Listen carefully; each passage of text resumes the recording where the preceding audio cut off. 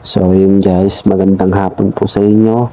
Grabe po yung napakatirik ng araw ngayon guys. Napakahirap ng ganito paglalakad. Pero kasama to sa pagtitiis natin.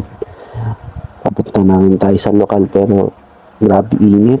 Hindi ko kakayanin to. Tumatanda na talaga tayo guys. Ingat po tayo palagi sa mga ganitong panahon na napakainit na. Hindi na nakakayanin ng tao yung init. Grabe. Hindi ko kakayanin talaga. Pero tiis-tiis makakarating din tayo sa pupuntahan din natin. Ito na. Tamang lakad muna tayo.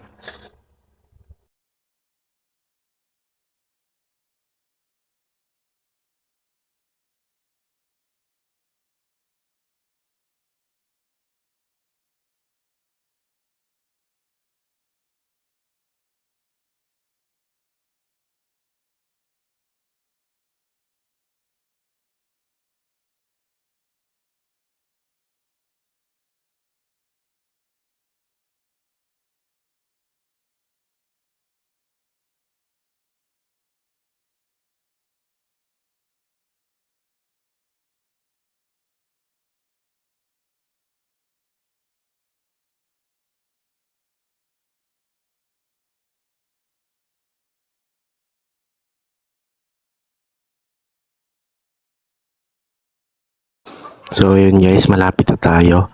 Maraming salamat po sa Diyos sa pagkakataong ito makaganap uli. At happy pasalamat po sa inyo mga kapatid.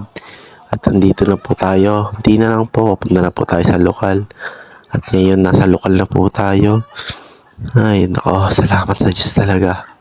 Kahit nakakapagod maglakad ng mainit pero ang sarap sa pakiramdam.